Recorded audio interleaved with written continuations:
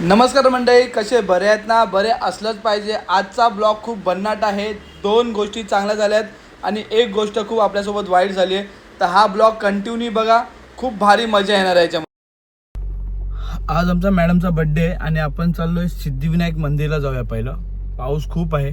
दादरला किती पाणी आहे, साचलंय, काय साचलंय बातम्यांवरती सांगतायत. पण जाणं भाग आहे. दर्शन घ्यायचं आम्हाला आता बाप्पाचे. तर चला आपण बघूया किती पाणी साचलंय आणि आपण बाप्पाचे दर्शन कसे घेणार आहे आणि ह्या वेळेस बर्थडे सेलिब्रेशन कसं करणार आहे, पूर्ण ब्लॉगमध्ये आहे. तर चला सुरू करूया हा ब्लॉग. आपण आता वाजलेत 11. तर त्यानंतर आपण ऑफिसला पण जाणार आहे, ते काम पण करणार आहे, कसं काम होणार आहे, काय सगळ्या गोष्टी याच्यामध्ये आहेत. तर चला ब्लॉग चालू करूया आपण. ऑफिसचं काम केलं तर आम्ही निघालोय. पाऊस तर धीमा आहे आणि पाणी कुठे साचलं नाही. आता आपण आलो आहोत सिद्धिविनायक मंदिराजवळ आलो आहोत. पण त्या अगोदर आपल्याला इथे वडा आयमॅक्सजवळ फिशिंग करताना काही दृश्य बघितलं आम्ही. खूप सुंदर दृश्य होतं आणि पाणी पण तिकडे खूप साचलं होतं. आणि आता आम्ही फायनली सिद्धिविनायक मंदिरात पोचलो आहे. चालत गाडी पार्किंग केली आहे. आज बुधवार असल्यामुळे फारशी काय गर्दी नव्हती. पण मला मधून एका चौकीतून फोन येत होता की तुम्ही लवकर चौकीत हजर व्हा. पण मी मंदिर असल्यामुळे कॉल एकच उचलला, त्यानंतर मी अटेंड केला नाही. आता तो मॅटर काय आहे त्यानंतर बघूया. आधी आपण बाप्पाचे दर्शन घेऊया आणि त्यानंतर आपण जाऊया चेंबूरला. तर ताईंची मनोकामना पूर्ण आली म्हणून ते पेढे वाटवते, म्हणून आपण पण प्रसाद घेतला.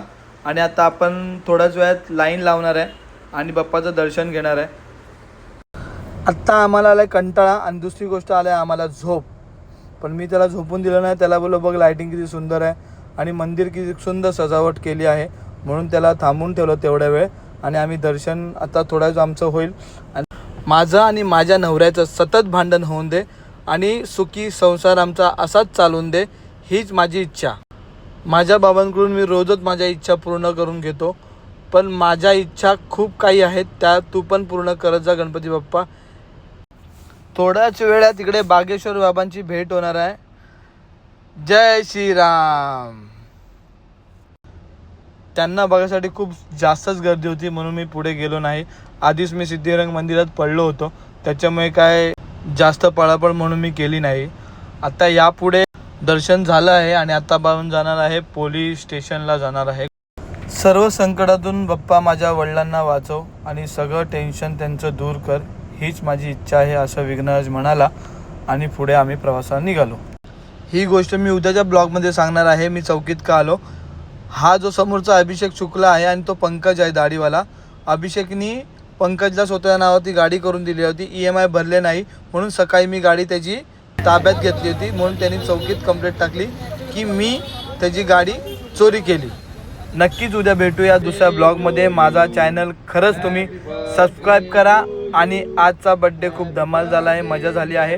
लवकरच भेटू आपण पुढे काय झालं ते पाहण्यासाठी.